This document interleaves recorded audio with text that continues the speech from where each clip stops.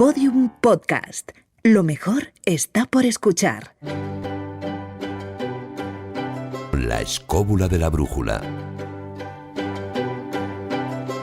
Podium Podcast.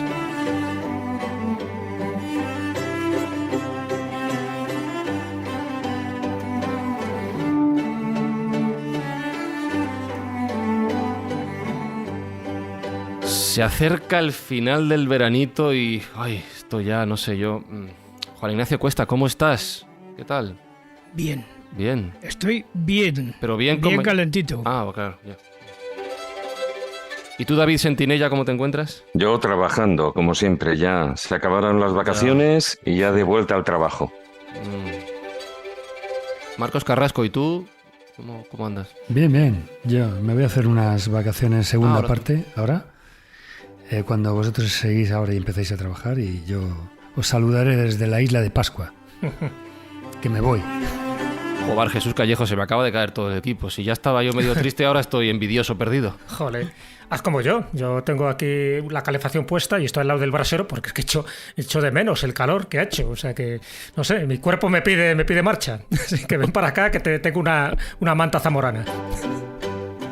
¿Cómo se nota el que es de por allí? Saludos de Fran Izuzquiza, ya pues enfocando este final del verano, que vamos a pasar juntos en esta edición veraniega de La Escóbula de la Brújula.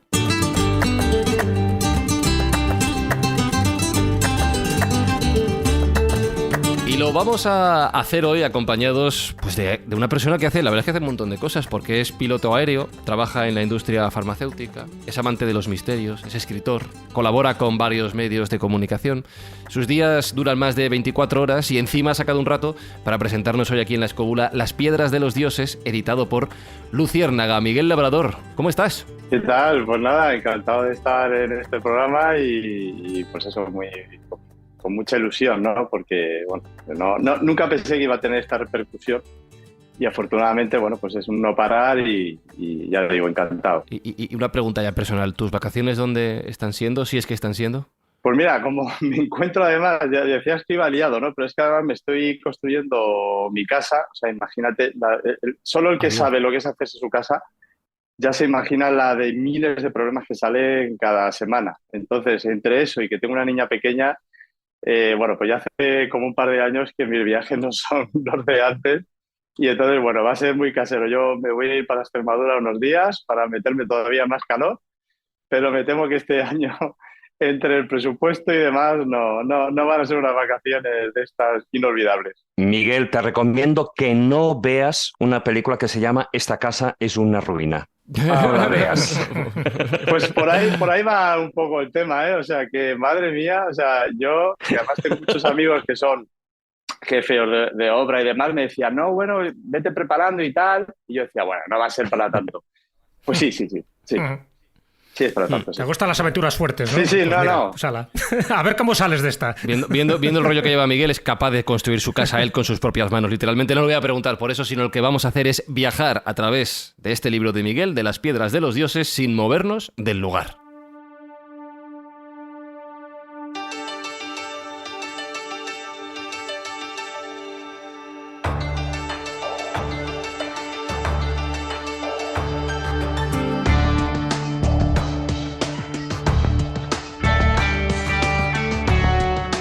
La primera pregunta que te quiero hacer, Miguel, en realidad es devolverte la que tú planteas, la que vosotros planteáis junto con la editorial, en la propia tapa del libro. Es una pregunta sencilla, directa, fácil de responder. Por si escobuleros no lo habéis visto, la cuestión que lanzan es: ¿existió otra humanidad? La referencia es a otra humanidad anterior a las grandes civilizaciones que ya hemos conocido, de una cultura más avanzada de lo que nos ha contado la historia. Así que te devuelvo la pregunta, Miguel. ¿Existió otra humanidad? Pues bueno, eso al final, por eso está en la portada, ¿no? Como bien dices, es la gran pregunta, ¿no? Y todos estos años de viajes, de estudios, de lectura y demás, pues al final, francamente, me han conducido a eso, ¿no? Y todas las pruebas, porque yo en este libro me he querido apoyar no solamente de mis ideas heterodoxas, sino de grandes estudiosos. Uno de ellos creo que le conoces bastante bien. Pues al final todo va por ahí, ¿no? Es decir, la ciencia también está reconociendo a través de muchos sitios que algo pasó mucho antes de los sumerios, ¿no? Y bueno, yo hablo de humanidad, también se podía decir civilización, pero yo creo que los sumerios no fueron los primeros. Ya veremos si en la escritura y demás, ¿no? Que eso de momento está demostrado, pero yo creo que a nivel civilización ha habido miles y miles de años. Antes se ve en Göbekli Tepe, pero yo creo que incluso antes de Göbekli Tepe sí que pudo bien haber existido una civilización, ¿no? Que todos esos mitos de esa edad de oro, pues yo creo que al final, bueno, tiene una base muy, muy real y ya digo, todo lo que está saliendo y se está descubriendo, sobre todo en los últimos 30 años, va por ahí. Yo creo que sí. Además, tu título, yo creo que haces un homenaje también a Graham Hancock y también a Erich von Däniken. Claro. En fin, Las piedras de los dioses es un título ya muy significativo, pero Graham Hancock, al que le citas, en fin, con frecuencia, él tiene 2 libros. Uno es La huella de los dioses, Los magos de los dioses. Pero si es que si nos vamos a Däniken, yo creo que tengo casi toda su bibliografía, Däniken le daba también por poner los dioses en sus portadas, ¿no? El mensaje de los dioses, la respuesta de los dioses, el oro de los dioses, el retorno de los dioses. En fin, ¿tú crees que los dioses, entendido tal como lo entendía Däniken o lo entiende Graham Hancock, y ahora entraremos un poco más en detalle, los dioses tuvieron algo que ver en este inicio de la humanidad, tal como tú lo planteas? Sí, como bien dices, bueno, pues es un homenaje a esas huellas de los dioses que tanto me hizo, ¿no? Hace bastantes años, pues el motivarme, ¿no? a hacer esos viajes, ¿no? Y investigar esos sitios que prácticamente no eran conocidos, ¿no? Luego también es un homenaje a mi madre, porque siempre que cuando estoy por ahí, ¿no? Ya estás con tus piedras y tal, entonces lo de las piedras tenía que aparecer, eso sí, vamos, eso seguro. Entonces, bueno, hacía un homenaje doble, ¿no? Y al final, que además tú eres y te quiero dar las gracias, Jesús, porque tú eres el responsable lo comentamos, ¿no? Del tema de si poner esos extraterrestres, ¿no? Esos ovnis, esos dioses, y es verdad que no lo iba a hacer, pero gracias a que tú me diste seguridad, pues al final me puse con el tema. Y es cierto que hay sitios que si uno hace, bueno, pues una explicación literal de lo que está viendo, pues es que al final lo que nos está diciendo es eso, ¿no? A mí me cuesta, quiero decir, es algo que me cuesta pensar que pudo haber sido eso, ¿no? Yo voy quizá más por una civilización de Homo sapiens normales, ¿no? Y que muchos años antes de lo que se pensaba, pues fue muy avanzada, ¿no? Pero es cierto que es un tema y que es verdad que muchos mitos, pues nosotros, yo creo, ¿no? A nivel antropológico, sobre todo en Occidente, estamos acostumbrados, ¿no? Pues a los que son creyentes, pues a ese Dios etéreo, ¿no? Que no es algo físico, ¿no? No. Sin embargo, muchos mitos, muchas tradiciones de otros sitios, lo que nos vienen a decir que hubo seres, dioses, semidioses, y que fueron los que nos enseñaron, ¿no? Y muchas veces esas tradiciones coinciden en un lado y en otro del mundo, ¿no? Y para mí el preferido siempre ha sido Viracocha, ¿no? Que es uno de los dioses o hombres hecho dioses que más me ha llamado la atención, ¿no? Y que luego, curiosamente, pues eran tan parecidos a los conquistadores. Por eso tuvieron esa confusión al inicio, ¿no? Con el propio Colón o con Hernán Cortés, ¿no? Entonces, bueno, pues es cierto que aunque sea extraño, pero hay muchas cosas que me llevan a eso, ¿no? No sé si hubo una interacción con dioses o con personas o seres de otros mundos, no lo sé, pero sin duda, ya digo, aparece en el libro porque es una parte muy importante de lo que yo he recogido, ¿no? Sí. De hecho, bueno, en muchos de estos casos ocurren, y lo sabes, en Göbekli Tepe, por ejemplo, porque ya se ha estado investigando, pero bien podían haber sido que científicos actuales dijeran esa frase como Manetón, ¿no? De están ahí pero no existen, cuando se puso a contemplar las pirámides por primera vez. La posición de la que desgraciadamente han tomado parte de los científicos o de incluso historiadores actuales, bueno, pues no es la que debería haber sido, ¿no? La ciencia duda, no niega.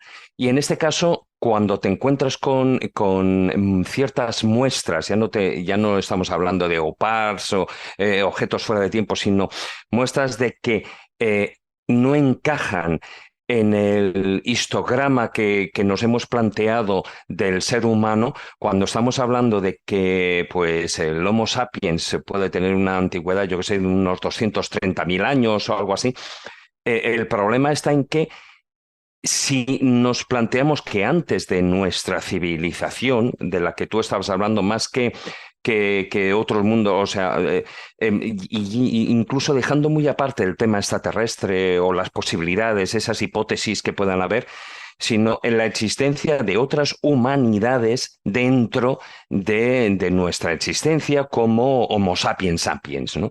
Entonces, de hecho, eso se puede ver, bueno, pues en las historias, en las leyendas, y todos sabemos la tan manida, por ejemplo, la historia de la Atlántida, ¿no? Si existió una humanidad, o tanto Mur, Lemuria, etcétera, etcétera, todas esas civilizaciones o supuestas civilizaciones que en un momento desaparecieron. Bueno, posiblemente porque la parte evolutiva, digamos, tecnológica era superior a la evolutiva espiritual, algo que yo creo que también nos está empezando a pasar ahora mismo a nosotros, ¿no?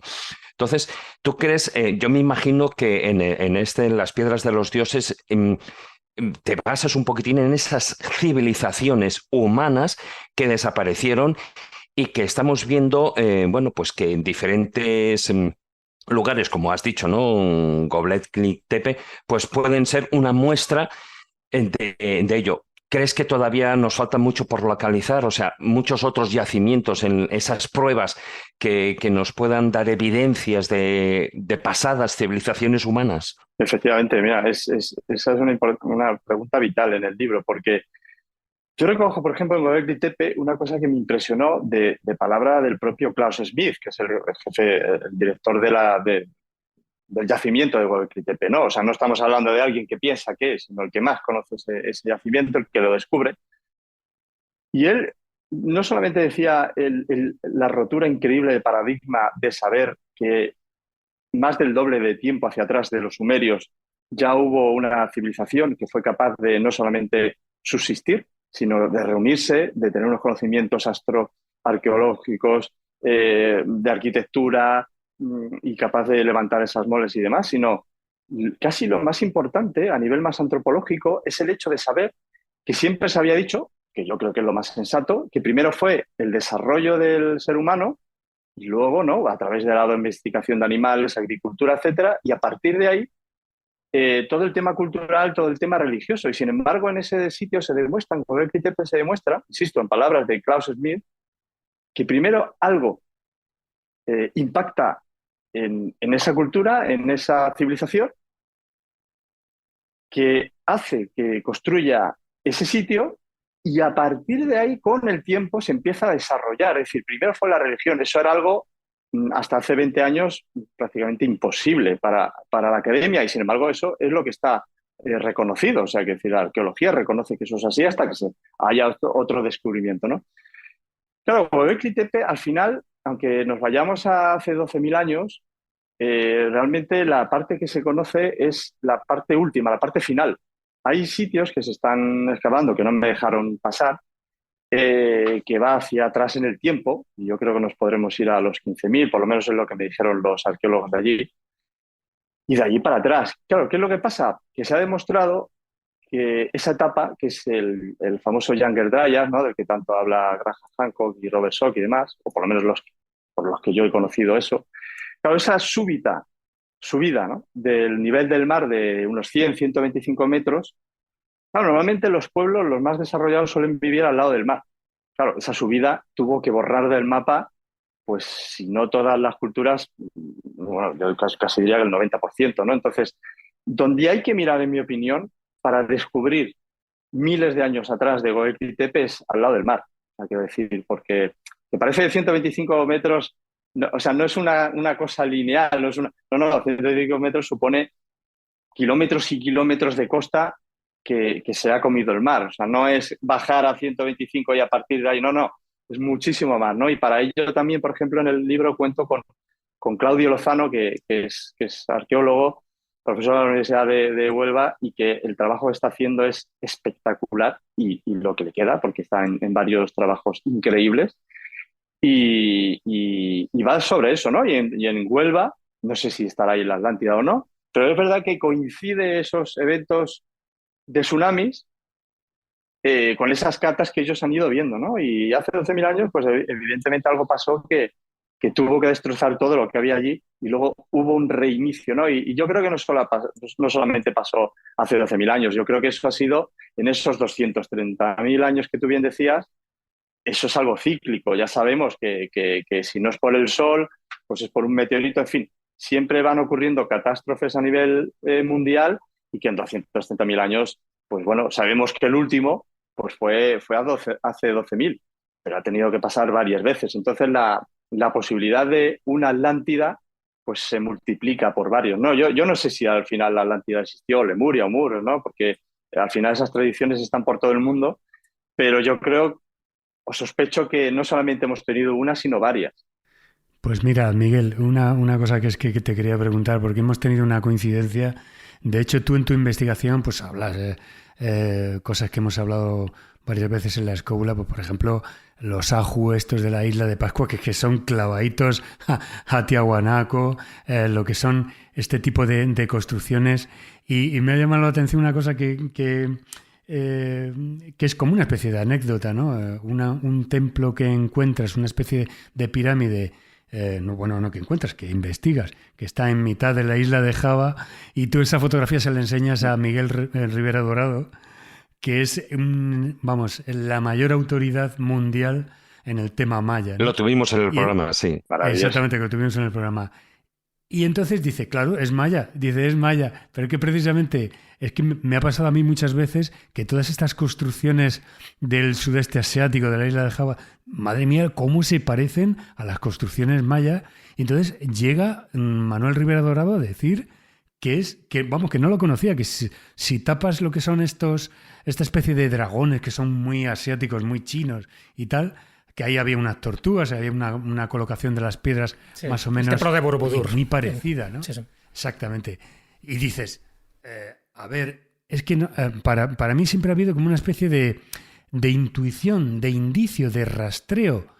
No te digo rastreo psíquico, sino rastreo artístico, morfológico, que dices, es que esto y esto es lo mismo. Tiene que haber, si no una humanidad o como una especie de especie aparte, sino una cultura común anterior que de hecho se ha propagado y se ha desperdigado por todo el mundo y ya ha dado esos resultados, esas similitudes. Y esto del templo maya es que me pareció, Sí, ese para mí es de los sitios más extraños que yo haya podido ver en mi vida, ¿no? Porque, ya digo, y lo reflejo en el libro, yo realmente no soy quien para asegurar si algo es maya. Por eso recurrí y digo, bueno, tengo la posibilidad, contacté con este enorme historiador, arqueólogo, y él tuvo el detalle de tomarse un café conmigo y yo le hice la jugarreta, bueno, de aquella manera, sin decirle. La pregunta trampa. Yo he de reconocer que ahora viene. Porque no quería que hubiera ese sesgo, ¿no? Y recuerdo que lo que a él le extrañó, cosa normal, es que él no conociera esa pirámide, ¿no? O sea, yo creo que realmente lo que le sorprendió es cómo no conozco esa pirámide maya. Y claro, él tardó, es que no llegó ni un segundo en decir, hombre, pues sí, la forma, tal, tamaño, no sé qué, me estás diciendo que es de finales del siglo XIII. Hombre, pues sí, nada más, bueno, la tortuga, yo enseño una foto de la tortuga, es casi idéntica que la que se encuentra en un ontical. Claro, él sí que es una persona que pueda decir si algo es maya o no, ¿no? Y claro, cuando le dije que estaba en mitad de la isla de Java, claro, él me dijo, ostras, pues pásame información, por favor, porque le sorprendió, porque él no tuvo ninguna duda de que aquello era maya, ¿no? Incluso, no sé, creo recordar que a lo mejor me dijo, hombre, a lo mejor está en Belice, tal. Digo, no, está un pelín más lejos. Sí. Un poquitín más lejos. Es un templo budista, Sí, es un templo budista. Además, en cada pequeña estupa dentro de esa escalera un poco en espiral que se va produciendo en Borobudur, yo sí estaba allí, la verdad que es uno de los lugares que me impresionó más. Ahí dentro un Buda, o sea que todo tiene una significación no solo geográfica, sino también matemática. Es decir, todo está hecho con una especie de clave matemática, siempre en función del número 52, que por cierto también es un número maya, pero en culturas muy diferentes y en aspectos culturales supuestamente también muy, muy diferentes. Pero sin embargo, tú lo dices bien, Miguel, Miguel al principio, ¿no? Cuando hablas de los arquetipos de Jung, es que hay patrones de símbolos e imágenes que son muy comunes en todas las culturas. Y cuando más atrás te vas en el tiempo, esos patrones los encuentras y luego lo que se hace es reproducirlos. Vamos, Juan Ignacio. Sí. Vamos a ver, Miguel. Has hecho una referencia antes a la última transgresión que se produjo después de la glaciación Mindel, que por lo visto fue especialmente rápida. La desglaciación Mindel, quiero decir, que fue especialmente rápida. Y efectivamente, has dicho con mucha sensatez que las tierras que estaban, digamos, al borde del agua quedaron sumergidas. Y evidentemente eso es algo que, por ejemplo, Jesús y yo pudimos comprobar una vez que anduvimos con un barcucho por ahí, por la plataforma continental del sur, donde se veían esas estructuras de alguna manera circulares en forma de almadraba por debajo del agua y tal. Es cierto, efectivamente. Pero el problema es donde está el eslabón de la cadena de cómo los conocimientos de esas civilizaciones que desaparecieron llegaron a los de las civilizaciones posteriores cuando una vez se produce la regresión del agua.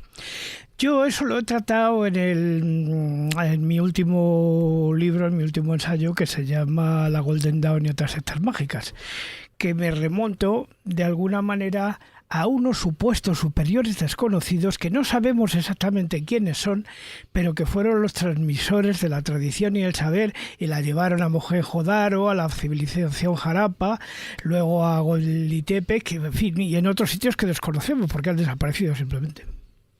En eso, dentro de ese megalitismo, precisamente, que estáis hablando de lo que serían las costas, Jesús, tú conoces perfectamente porque has estado, eso se ve en un lugar en Malta. Es decir, donde están esas construcciones megalíticas y de repente, Jesús, te encuentras en unos raíles que se pierden en el mar y que, claro, ahí está posiblemente parte de lo que las investigaciones a las que Miguel hacía referencia. Sí, los Carrats, uno de los grandes misterios que hay en el Mediterráneo y en concreto en el archipiélago de Malta. Pero vamos un poco al grano, vamos a meternos en harina, Miguel, porque además todo esto que estamos hablando yo creo que tiene que ver con un epicentro que tú ya has mencionado, pero que yo creo que es importante ahondar en ello, y nunca mejor dicho en ahondar, porque nos tenemos que ir un poco en los orígenes de lo que nosotros consideramos civilización. Lo que tú planteas, lo plantea también Graham Hancock, por cierto, en unos documentales que se llaman Los Apocalipsis del Pasado, en 8 capítulos. Lo que se plantea es que antes de hace 12.800 años había una cultura, una civilización muy desarrollada, ¿no?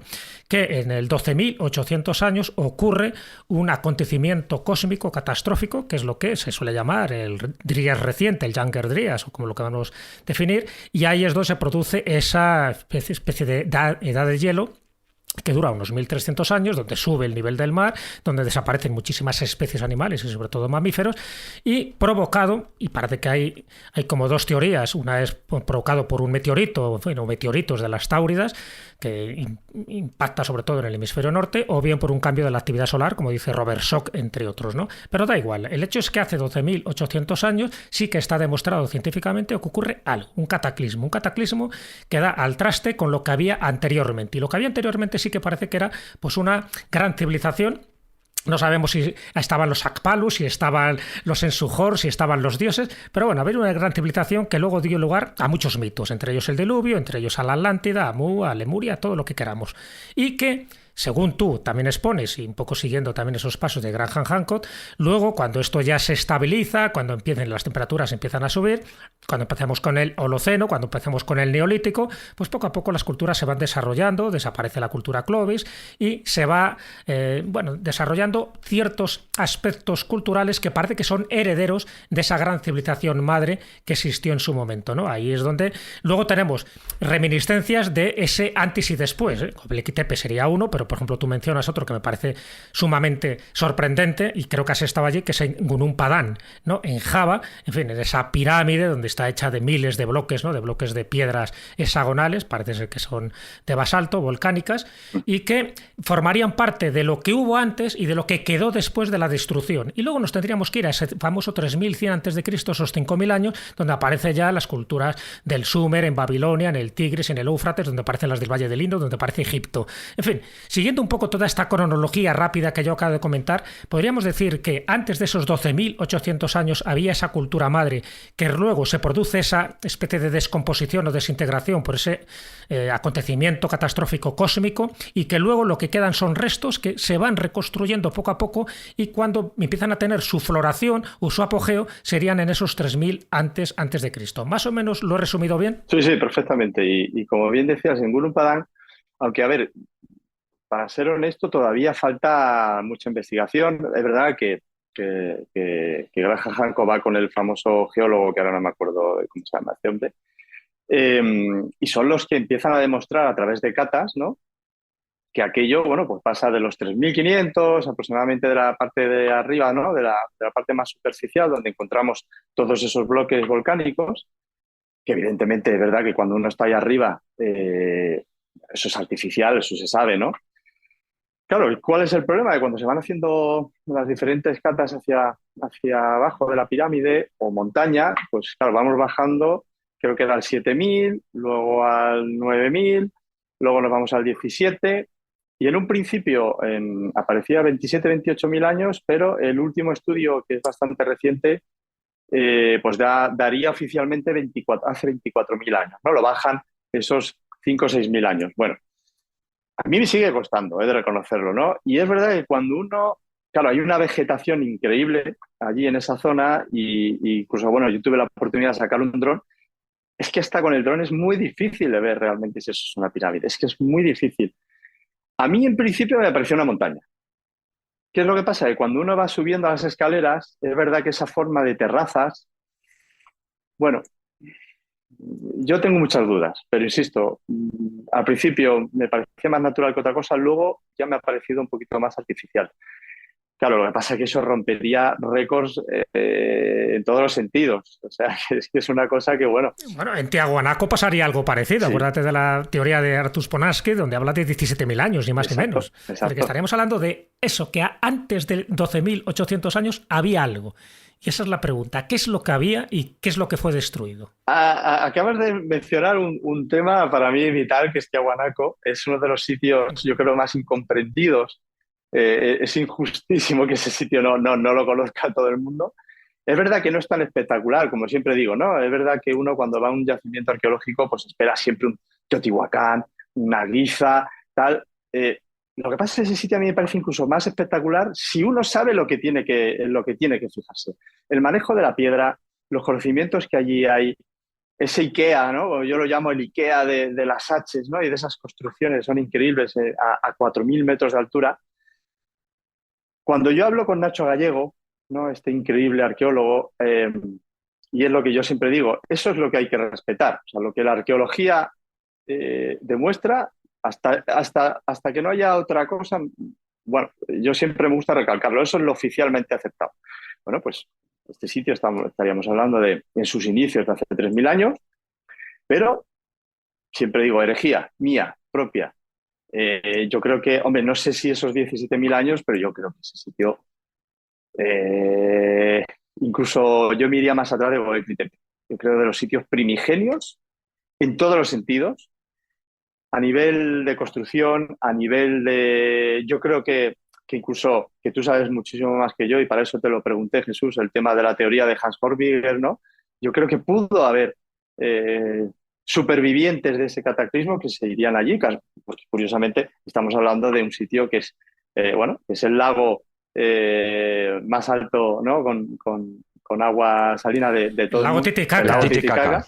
Pero lo sorprendente de todo esto es que lo que se encuentra son conchas marinas que se supone que en una época muy pasada, era prácticamente puerto de mar. Entonces, ¿cómo puede ser que un lugar que está a 4.000 metros de altura y que el mar está pues a cientos de kilómetros fuera un puerto de mar? Sobre todo por las huellas marinas que se han encontrado allí. Y de hecho Tiahuanaco, en fin, el lago Titicaca está relativamente cerca. Es decir, pudo haber sido aquello un puerto de mar. Sabes que incluso hay teorías, ¿no?, diciendo que que posiblemente aquello fuera la Atlántida y que por lo tanto pues la ubicación habría que enfocarla más en ese altiplano boliviano más que en otras zonas, ¿no? Pero ¿tú crees efectivamente, en función de esas conchas marinas fosilizadas que se han encontrado, que eso pudo haber sido un puerto de mar? Porque eso repugna un poco la imaginación y la mente racional, ¿no? Sí. Cuando tú ves aquella zona. Sí, sí, pues yo en ese aspecto, ya digo, no se ha demostrado, pero yo creo que sí y que tiene mucho que ver, ¿no? Y luego, como antes estábamos hablando de los mitos, uno de los grandes mitos de la creación se dan ahí, ¿no? Y con Viracocha, ¿no? Y con ese hombre blanco barbado, civilizador, que anduvo sobre las aguas del lago Titicaca, ¿no? Que iba con una toga y que hizo una peregrinación. Es decir, que todo coincide.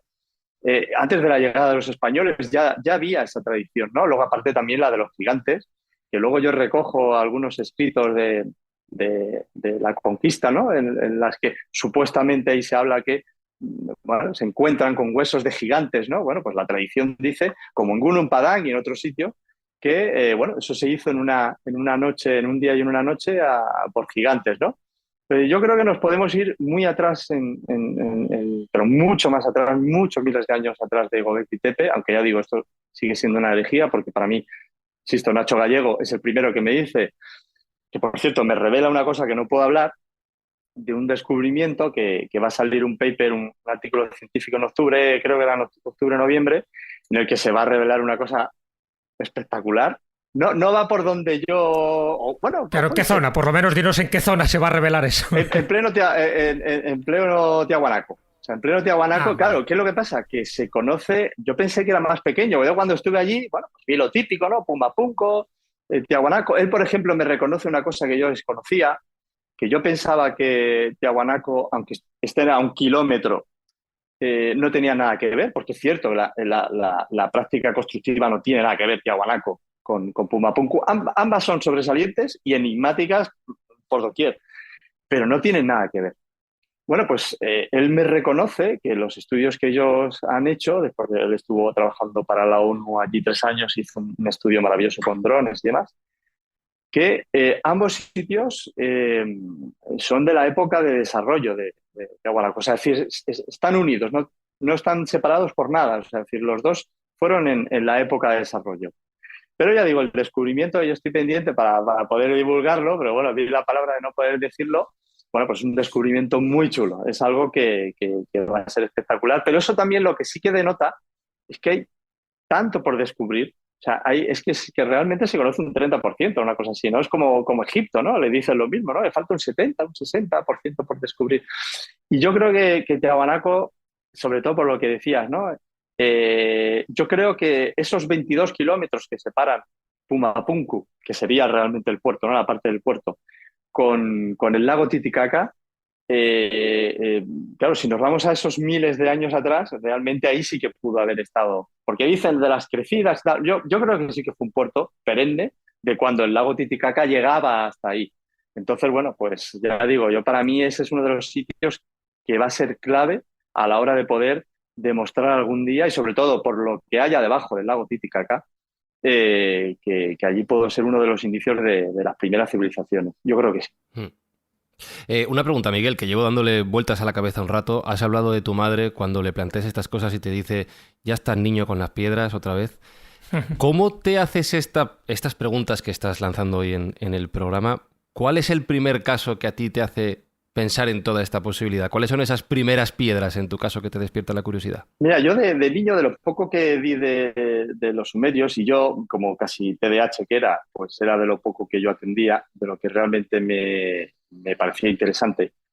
Lo poco que di de los sumerios sí que es verdad que me hice una pregunta de ¿cómo puede ser que una simple civilización, por muy bien que estuviera situada, ¿no? en un ambiente muy favorable para el desarrollo, pero aún así, digo, es que hasta el peine de hoy en día, alas de plástico y tal, pero prácticamente es el mismo, ¿no? O sea, una misma cultura desarrolla el derecho, la escritura, la agricultura, en teoría la cerveza, todo. Claro, yo dije, no. Y luego encima, atendiendo a esa mítica Arata, ¿no? Que yo la sitúo en Irán y que es seguramente mi próximo proyecto, bueno, pues ellos tenían también, siendo tan antiguos, siendo los primeros en teoría, ellos ya tienen ese mito de esa edad de oro, ¿no? Es decir, pues ya los primeros hablan de lo mismo, ¿no? Entonces ahí ya, yo creo que ya de pequeño se me quedó eso y luego fue mi primer viaje a Perú, bueno, para eso dejo el último tema, que para mí es mi favorito. Mira que estoy enamorado de las pirámides y de Göbekli Tepe y de todo, ¿no? Pero para mí el tema de las piedras poliangulares es otra de las claves que rompen. Oficialmente no, porque yo creo que es simplemente desconocido, porque yo cuando hablar con arqueólogos y les comento, oye, mira que esto exactamente igual, está aquí, aquí, aquí, aquí, aquí, es verdad que es desconocido. Yo creo que es la gran clave y es lo que a mí más me ha apasionado. Y eso, claro, yo lo empiezo a ver en el altiplano, en mi primer viaje a Tiahuanaco, a Cuzco, a Machu Picchu y demás, ¿no? Y ver esa técnica. Hombre, en Sacsayhuamán también. Sacsayhuamán, bueno, en Sacsayhuamán tenemos el ejemplo más de mayor tonelada, ¿no? Sí, de mayor peso, ¿no? Y allí, de hecho, los técnicos decían, Sacsayhuamán para hacer esa fortaleza, que yo creo que no defendió hasta la llegada de los españoles nunca nada, pero bueno, como la llaman la fortaleza, bueno, pues para conseguir lo mismo hubiera valido y hubiera sido tremendamente más fácil haberla hecho con los bloques que encontramos en Cuzco o encontramos en otros sitios, ¿no? Pero bueno, yo creo que lo hicieron porque tenían tanta facilidad de hacerlo que dijeron, bueno, pues vamos a coger en esta ocasión bloques de 110.000, 120.000 kilos, ¿no? Y simplemente yo creo que lo hacían porque es que no les ocasionaba ningún problema, ¿no? Y yo siempre también, y cuento ahí en el libro, en Ollantaytambo, que es un sitio quizá menos espectacular, quizá a nivel de bloques, que es Sacsayhuamán, aunque tienes esa Puerta del Sol, ¿no? De esos 6 bloques de 50, 60.000 kilos. Claro, yo me encuentro a un americano de California, un hombre mayor, yo no sé si estaba a punto de jubilado, y yo recuerdo que este hombre nos pusimos a hablar y demás, y el hombre de repente me dijo que era la 32ª vez o tal que iba, que él era de los mejores del mundo, bueno, así son los americanos, ¿no? Pero me lo creí, que era de los mejores del mundo en tratar la piedra, porque él tenía una cantera y que hablaba mucho con alemanes, que eran los segundos mejores del mundo y tal. Y dice, mira, yo estoy obsesionado con este sitio más que otro en el mundo porque todo el mundo sabe que los bloques de esa Puerta del Sol, de esos 6 bloques, se sabe de dónde salen, de una montaña que se ve desde allí, desde de lo alto de Ollantaytambo, y que está a 4 kilómetros. Me dijo, hoy en día, siendo yo el mejor del mundo junto a los alemanes, que yo lo he estudiado este sitio con los alemanes, dice, yo hoy en día, yo puedo subir estos bloques ahí, yo lo puedo hacer, pero lo puedo hacer siempre y cuando modifique el entorno. Si yo modifico el entorno con un gasto impensable, pero si a mí me dicen, toma, tienes gasto ilimitado, yo me pongo y lo hago. Dice, ahora, yo he estado investigando la parte de toda la parte baja. Aquí nadie ha manipulado nada. Esto está como hace miles de años, ¿no? Está el río Urubamba, además. Dice, bueno, lo podría pasar sin problemas, podría sacarlo de la cantera. Dice, ahora, subir estos bloques sin manipular el entorno. Hoy en día, bueno, pues esto, cuando hablé con este hombre hace 5 o 6 años, vamos, siglo XXI, es imposible. O sea, no se puede hacer, no se puede hacer, ¿no? O sea, a mí eso me impresionó mucho cómo este hombre estaba obsesionado con ese sitio, porque hoy en día no sabría cómo hacerlo. Insisto, se podría hacer manipulando el entorno, pero sin hacerlo, sin tal y como está, es imposible, ¿no? Entonces, bueno, ya digo, ahí con esas experiencias y tal, pues me fui intrigando, ¿no? Luego, pues en Isla de Pascua, como bien se comentaba antes, ¿no? Hay una... Thor Heyerdahl, el gran investigador, él decía que había 2, el de Binapu y el de La Perús. Yo fui el de La Perús, que casi me cuesta un esguince porque eso está absolutamente abandonado, pero no. O sea, es verdad que es mejor que el resto, que el otro 99%, pero no llega a esa perfección que tiene Binapu, que es espectacular, que es para mí hecho por la misma gente que hizo Cuzco, que hizo Ollantaytambo y tal, que para mí es preincaico, insisto. Yo hablé con el director de Machu Picchu, con el doctor en historia José Bastante, no tiene ninguna duda de que eso era inca. Bueno, insisto, eso es lo que está probado y él va a saber infinitamente más que yo. Yo no soy quien para decir qué tal. Ahora yo pongo esas pruebas de que es un trabajo exactamente igual que el de Isla de Pascua. ¿Qué es lo que ocurre? Que luego, siguiendo ese tipo de trabajo, me lo encuentro en Japón, me lo encuentro en India y en Grecia, por ejemplo, hay uno de los sitios que también me motivan más a seguir por ese camino, ¿no? Que es cuando yo llego a través de un contacto ruso que me dice, Miguel, si vas a Atenas, vete aquí. Bueno, no me lo podía creer. O sea, hay un parque que está al lado de la Acrópolis, a 5 minutos andando, que no es nada conocido, no es visitado, que se llama el Parque PNIYX, Parque Nix. Y yo cuando llego allí me encuentro exactamente ese muro con todos los detalles técnicos, que si queréis luego nos ponemos a ello, porque ya digo, no es un arquetipo de You, no es que ante un problema la misma solución, no.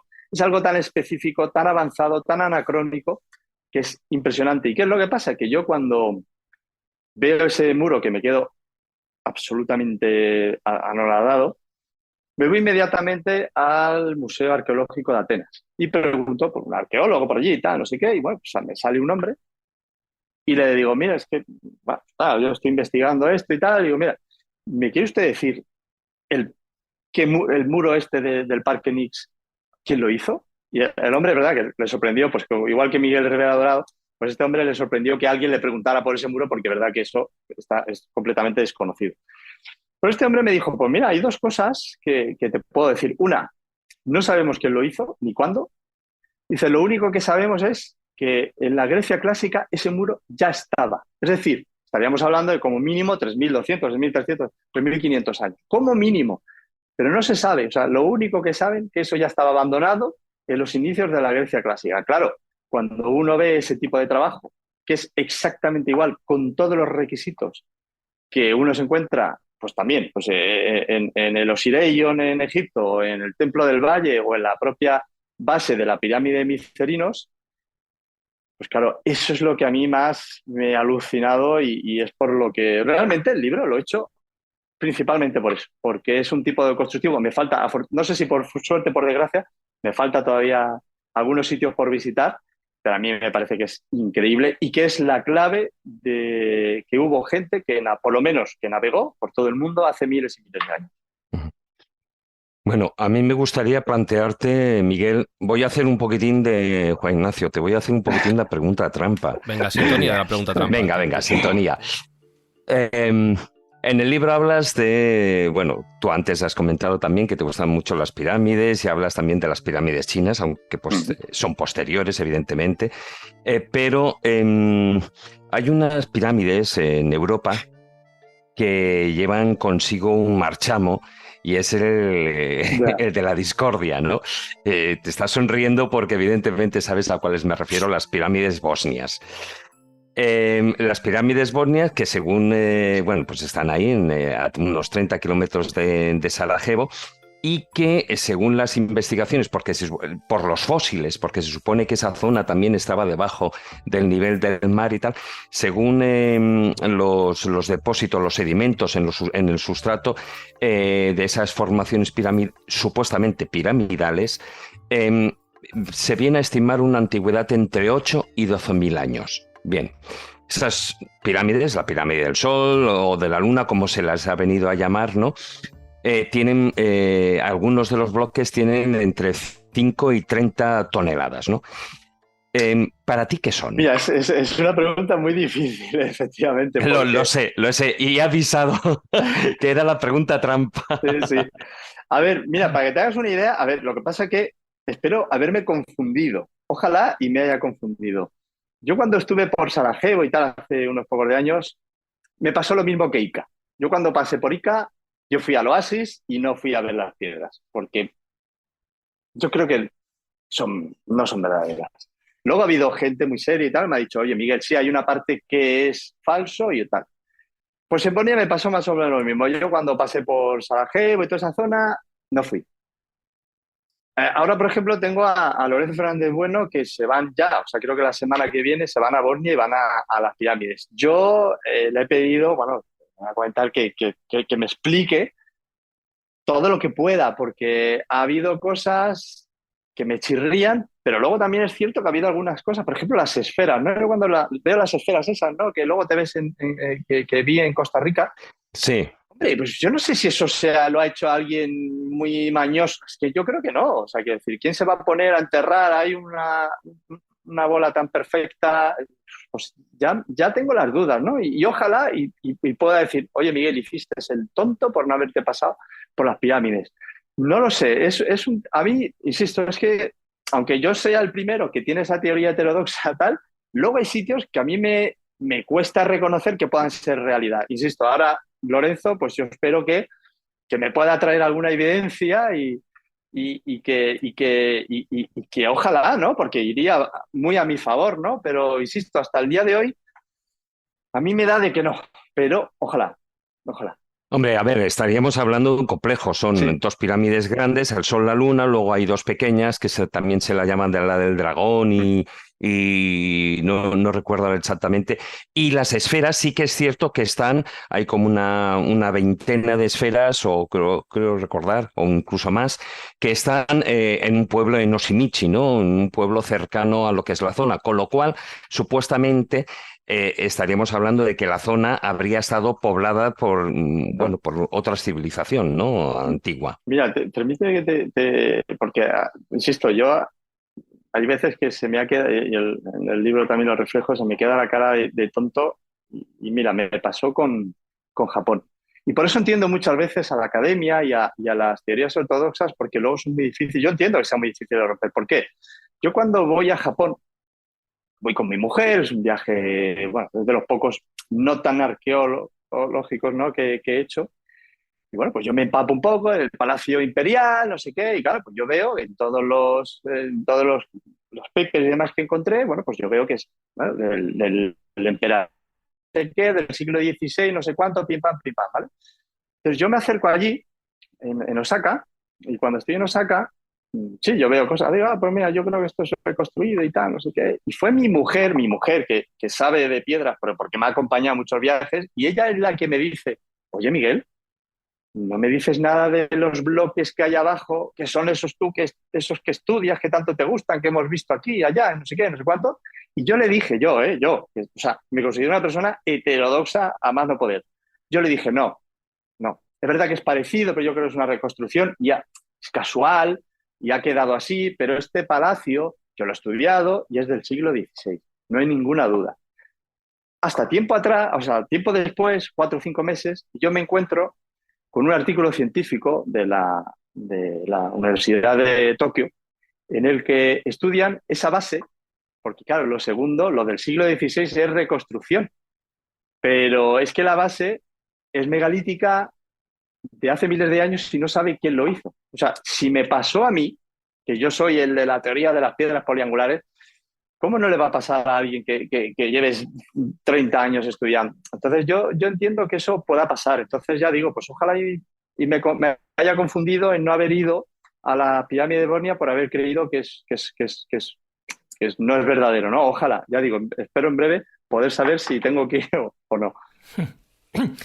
Hombre, siempre se ha hablado de que en Europa no existían pirámides, ¿no? Siempre se ha hablado que las pirámides están en América, que están en Asia, pero que en Europa no había. Entonces se esgrimieron dos posibilidades. Una es las de Bosnia, que a día de hoy todavía pues sigue planteándose la duda si son montañas naturales o artificiales, y la otra es el Helicón en Grecia, que sí que está demostrado que es una auténtica pirámide. Por lo tanto, hay que destronar esa teoría que en Europa nunca ha habido pirámides. Pero bueno, como ya estamos un poco ya a final de tiempo, te quería hacer una pregunta que tiene mucho que ver con lo que tú has expuesto, porque tú estás buscando conexiones.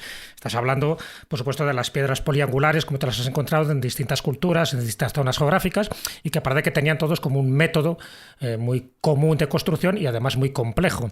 Pero dentro de esas conexiones, tú has encontrado, hablando por ejemplo de China y hablando de México, que hay unas conexiones muy llamativas. Fíjate, China y México, ¿no? Que son, por una parte, el mercurio, como se utilizaba el mercurio en aquellas épocas, y también cómo se utilizaba el jade verde. Es decir, esas conexiones son las que pueden indicar que partimos de un tronco común, de esa civilización madre. A mí, más que tengan en referencia con más atrás en el tiempo, ahí lo que yo creo que es una pista para saber que, aunque no nos fuéramos, porque está demostrada más o menos la edad de esas pirámides, ¿no? Que además coinciden en el tiempo, porque yo siempre lo digo, aparte de que esos 230.000 años del Homo sapiens sapiens, cuando se empiezan a hacer las construcciones piramidales, es en una uña, si ponemos una regleta de tiempo de 230.000 años, es que las pirámides se empiezan a hacer en una simple uña de tiempo, en lo que es toda la existencia del Homo sapiens, ¿no? Se empiezan a hacer hace 5.000 años, pues eso, en Egipto, ¿no? En Sumer, con esas primeras, ese prototipo, ¿no? de pirámides. pero es que en Caral se hacen también hace 5.000 años, ¿no? O sea, Claro. o sea, estamos esperando casi 230.000 años para empezar en un lado y en otro del mundo a la misma vez, y luego, como las chinas, que empiezan a hacer en el 200 antes de Cristo, claro, si uno mira la mayoría de las pirámides, tanto en Mesoamérica como en China, pues realmente el 20-30% de las pirámides que se hacen en la historia de la humanidad se hacen en esa época. Yo siempre digo, no se nos está escapando algo. Entonces, aunque esas pirámides están datadas, ¿no?, perfectamente del 200 y pico antes de Cristo, las de China, por ejemplo, y que coinciden con eso, bueno, para mí eso puede demostrar que mucho antes de esos 500, 600 años que la ciencia oficial data, ¿no? O quizá nos vamos un poco más atrás con los vikingos, ¿no? Pero yo creo que hace 2.200 años, pues bien, alguien pudo haber navegado mucho antes de lo que se tiene estipulado, ¿no? Y por eso esas coincidencias que hay, ¿no? Y también podemos utilizarlo con Teotihuacán, no solamente con las pirámides chinas, sino, pues bueno, con esa especie de similitud que hay con Giza, ¿no? Es decir, esas 3 pirámides, 2 enormes, una pequeña, pirámides satélites, la base de la más grande de Mesoamérica es casi exactamente igual que la base de Keops, la mitad de altura, en fin, son datos que ya digo, yo muchas veces digo, a lo mejor es que yo ya tengo un sesgo tan grande que ya veo fantasmas por todos lados, ¿no? Pero curiosidad tras casualidad, tras casualidad, tras casualidad, al final lo que uno dice es, mi opinión es que creo que hace 2.000 años perfectamente yo creo que más Mesoamérica, pero bueno, pudieron haber sido los chinos, que yo creo que pudieron navegar antes de lo que nosotros pensamos,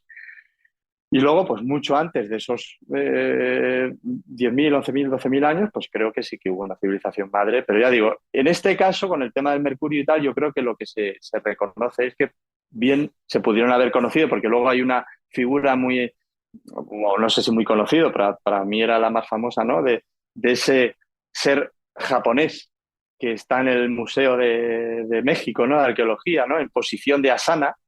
Bueno, pues son cosas que, hombre, pues yo este ser que es pues, oriental máximo, o ese templete semisubterráneo de Tiahuanaco, ¿no? Que es verdad que hay muchas caras que están desfiguradas, otras son muy, muy, muy de extraterrestres, pero hay personas, hay caras negroides, hay turbantes, hay tal, ¿no? Entonces dices, bueno, en una etapa que era imposible que se conociera otro ser humano que no fuera el de allí, ¿no? Bueno, pues hay sitios que te indican que no, que posiblemente haya pasado otra cosa. ¿Y tú crees sinceramente que eso pertenece a la Edad de Oro? ¿Cuál de las partes? Digamos que coincide de alguna manera con este tipo de desarrollos, que nos hacen pensar en que hubo una civilización anterior ya desaparecida, pero que sí nos ha dejado una impronta de alguna manera. ¿Tú crees que esto coincide con la Edad de Oro?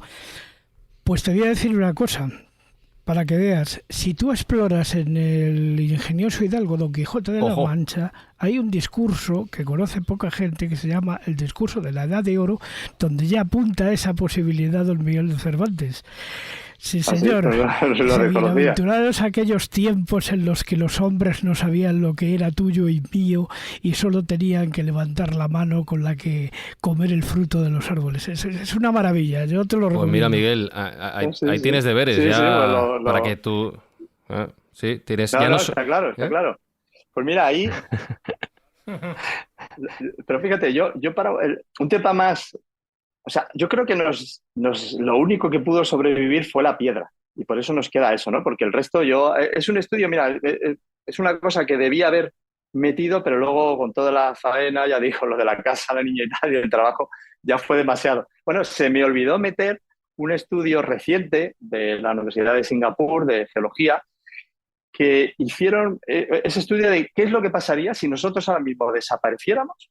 ¿Qué es lo que pasaría con esos rascacielos, esas construcciones, ¿no? Entonces, creo que en 3.000, 4.000 años, lo más importante, esos rascacielos y tal, ya irían desapareciendo, solo quedaría más o menos la base. Pero es que en 10.000 años no quedaría rastro. O sea, no tenemos nosotros nada prácticamente que pudiera perdurar. Pues a esta civilización o civilizaciones que creo que bien pudieron desaparecer, lo que no esté debajo del agua, lo único que nos ha quedado es ese tipo de construcciones que casualmente son indestructibles, ¿no? Pero yo voy también, y por eso me meto un poco con esta época que yo la llamo de involución, no tecnológica, pero sí que de involución, yo creo que, aunque es un tema que a mí yo me estoy metiendo poco a poco porque lo desconozco, ¿no? Pero bueno, pues gracias a grandes personajes como Ramiro Calle y luego neurocientíficos como Nazaret Castellano, María Alonso Puig, que yo recomiendo sus lecturas porque me parece que son algo básico, son personas absolutamente maravillosas y ya digo, no son iluminados ni nada, son científicos que están demostrando a través de neuroimagen cómo cosas que yo pensaba que eran esotéricas, como la meditación, el yoga y demás, bueno, pues se sabe cómo afectan al cuerpo humano, al cerebro, y yo creo que esta edad de oro, más que por el tema constructivo, era más por sus capacidades de cognición, era más por su estado de conciencia, ¿no? Que ya digo, hay gente pues como Emilio Carrillo, etcétera, que yo ahora estoy empezando a conocer, pero yo creo que la base, al final, lo más importante va por ahí. Yo creo que si alcanzamos esa conciencia, ¿no? Como dijo aquel, ¿no? O en este siglo XXI o somos conscientes o no seremos. Pues yo creo que va por ahí. Yo creo que va por ahí. Ya digo, es un tema que no me he querido meter en profundidad por mi ignorancia, pero yo creo que es vital y yo creo que ya digo, más que por las piedras es porque fueron capaces, hubo ese Homo sapiens que yo creo que tenía tantos conocimientos que pudo vivir en armonía entre ellos y con todo el entorno, ¿no? Y yo creo que por eso yo llamo esta etapa de la involución, porque somos cada vez más materialistas y nos estamos olvidando de esa parte que es la vital y que todas esas leyendas van hacia eso, ¿no? Y sin embargo nosotros cada vez más y más y más nos estamos separando de lo vital, ¿no? Y así nos está yendo, claro. Y todo sea, Miguel, que dentro de 10 o 15.000 años, en ese futuro que dibujabas, en el caso de que desaparezcamos, que no nos haya arrasado ya el cambio climático o cualquier cosa que esté por venir y haya un Miguel Labrador que escriba otras piedras de los dioses, pero referidas a los edificios que hoy en día tenemos en pie, que no sepan cómo se han construido y que vuelvan a hacerse las preguntas que tú has hecho. Pero antes de eso, y ya con la pista que te ha dado Juan Ignacio, y ya con los temas que se te han quedado fuera, estoy seguro de que habrá una segunda parte de las piedras de los dioses, con nuevas investigaciones, con nuevos viajes, con nuevas preguntas, con nuevas curiosidades, que sucederá al que os recomendamos hoy, escobuleros, Las piedras de los dioses, editado por Luciérnaga, firmado por Miguel Labrador. Miguel, ha sido súper interesante escuchar tus preguntas, tus reflexiones, tus viajes, tu testimonio.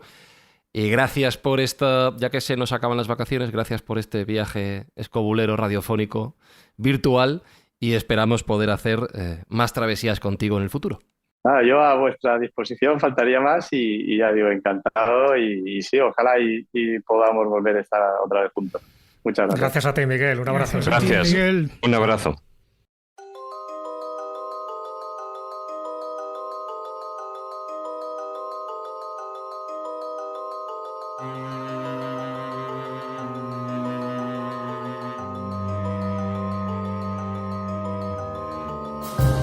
Y escobuleros, os cuento algo, ya que hablamos del final del verano, de las vacaciones, y es que nos vamos a tomar un descanso largo, se va a hacer pesado, va a ser una semana de vacaciones nos vamos a coger, ¿vale? O sea, el próximo finde no hay programa, al siguiente, en principio sí, salvo que estemos muy cómodos, yo creo, David, que si nos vemos bien, a lo mejor, una en principio, ¿no? Pues yo no sé, yo estoy por volver a la playa, ¿eh? No sé, está mejor ahí, ¿no? ¿Tú cuándo vuelves? Hombre, una escóbula en la playa. También. O si no, dentro del teatro, también con aire acondicionado. ¿Tú cuándo Eso vuelves está de la isla de Pascua, Marcos, dices? No sé, estoy yo. Todavía va a haber que ver cuándo voy y cuándo regreso, o a lo mejor me quedo entre dos aguas. En fin, ya veremos. Ya. Eso es un tema musical, ¿eh? Efectivamente. Sí, también. Paco de Lucía, sí. Juan Ignacio, entonces no sé si nos tomamos una semana de vacaciones o esperamos un poco más. ¿Qué hacemos? Qué aburrimiento, por Dios. ¿No? Pues nada, pues no coge. Pues Jesús Callejo, pues está hecho una semana para coger pilas y en septiembre estamos de vuelta. Venga, dicho, os invito a unas cañas, vamos. Bueno, tú las cañas y Juan Ignacio la barbacoa. Ya está hecho, hombre, para concluir el verano. Pues ya está hecho. Pues saludos de quien nos habla, Fran Izuzquiza. Eso, en septiembre, en apenas 2 semanitas, empezamos la 12ª temporada de la escóbula de la brújula. Nos tomamos algo a vuestra salud, escobuleros, y haced vosotros lo mismo por nosotros, ¿vale? Nos escuchamos en breve. Un abrazo. ¡Chao!